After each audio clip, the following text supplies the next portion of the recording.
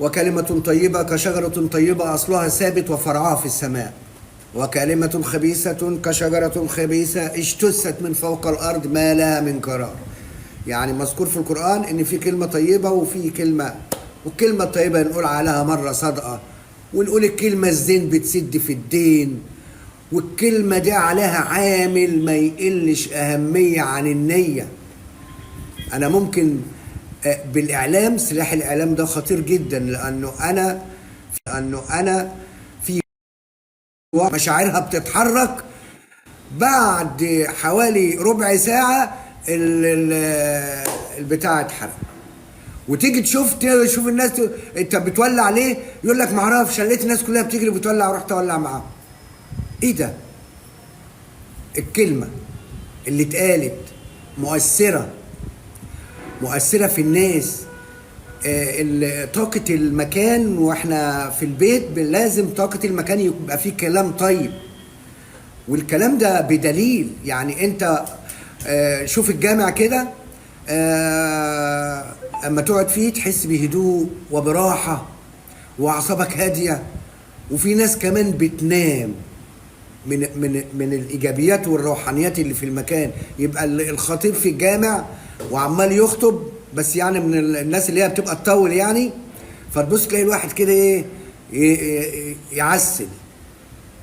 ليه؟ الدنيا حلوة جميلة والمراوح شغالة واللي جاي متعطر، فالمكان ايجابي مريح. الكنيسة كده برضه. يعني انا شفت مرة عمرو اديب وهو في الاي ار تي زمان يعني. منى شكرا للتحية يا منى. طيب نزل مراسلين له، وكان هو واحمد موسى، وجايبين الناس قدام الكنيسة في مولد من الموالد بتاعتهم. بص شوف العذراء بتعمل ايه، بص شوف الصليب. في كلام ايجابي طيب بيتقال في الكنيسة، فمخلي في ضوء حوالين الصليب، فالناس بص شوف يعني ان كانها طلعت بقى او ظهرت. يعني دي طاقة ايجابية من المكان بتأثر.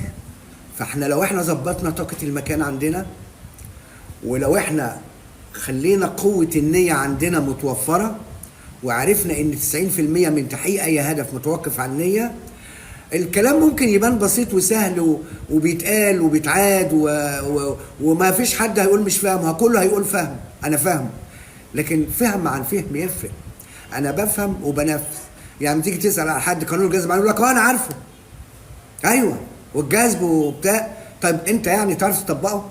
طب عارف الخطوات بتاعته؟ لا.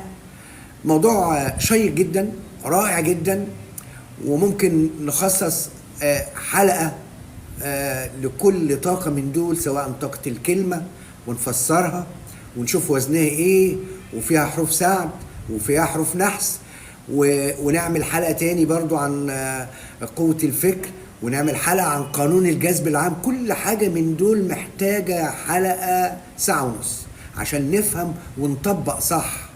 ما نسمعش كلام وخلاص ونقوله ألفاظ أيوة أنا عارف أيوة أنا فاهم، وأنت ولا عارف ولا فاهم ولا بتطبق.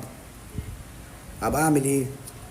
ما احنا بنتكلم اهو وبنقول يا جماعة فكروا إيجابي عشان ظروفكم رجينا، عشان ظروفكم تتحسن.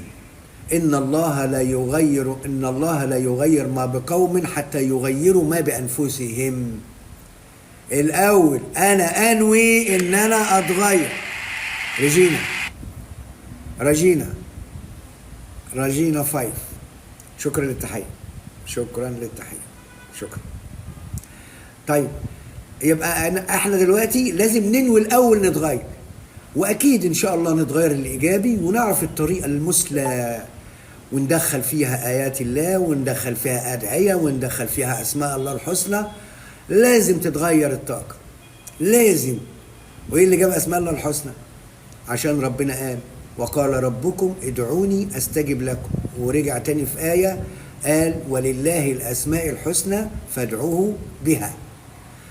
سعدت بصحباتكم وبلقائكم. كنت مضغوط قوي من 4 أيام، كنت مضغوط جدا جدا جدا وتعبان، ويعني اول ما حسيت ان فيا نفس كده قلت لازم اطلع اسلم عليكم واشوفكم، وتحياتي لكم جميعا. شكرا، التحيه يا رجينا، شكرا يا رجينا.